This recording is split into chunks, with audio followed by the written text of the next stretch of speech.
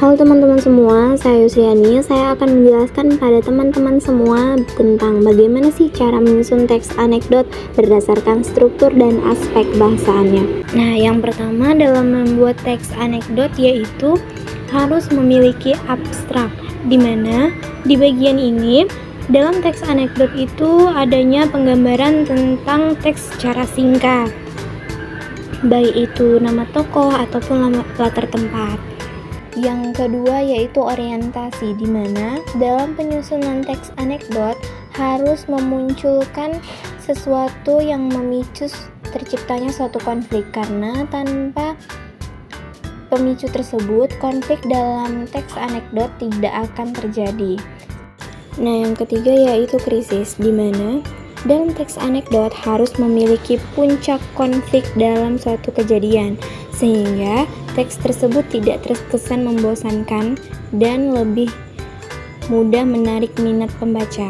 Nah, yang keempat yaitu reaksi, di mana dalam suatu teks anekdot, apabila sudah terjadinya suatu konflik dalam teks anekdot, maka diperlukannya sebuah respon atau reaksi setelah terjadinya konflik, sehingga penulis harus menciptakan beberapa reaksi dari tokoh yang ada dalam sebuah teks anekdot.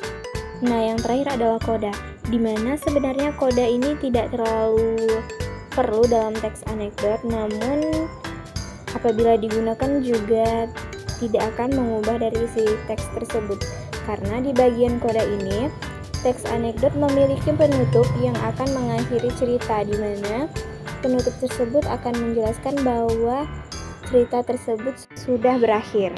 Sedangkan penyusunan teks anekdot dari segi aspek kebahasaannya, teks anekdot disusun dengan menggunakan kata keterangan waktu yang menunjukkan cerita masa lalu atau masa lampau, di mana teks anekdot itu disusun berdasarkan menceritakan kisah masa lalu atau masa lampau. Nah, yang kedua yaitu untuk menunjukkan ekspresi seperti terkejut, kagum, dan ekspresi lainnya, teks anekdot menggunakan kata seru di bagian kata-kata tertentu. Dan yang ketiga, untuk membuat teks dianggap lucu atau memiliki makna lucu sehingga menyebabkan orang lain tersenyum atau tertawa, maka penyusunan teks anekdot menggunakan ungkapan bahasa seperti kata, frasa, dan kalimat. Baiklah, mungkin itu saja yang dapat saya sampaikan untuk memastikan apakah teman-teman sekalian memahami materi. Saya harapkan teman-teman untuk mengerjakan tugas yang ada pada akhir video lalu mengumpulkannya pada link yang tertera di akhir video. Saya Yusriani pamit undur diri. Sampai jumpa pada video selanjutnya.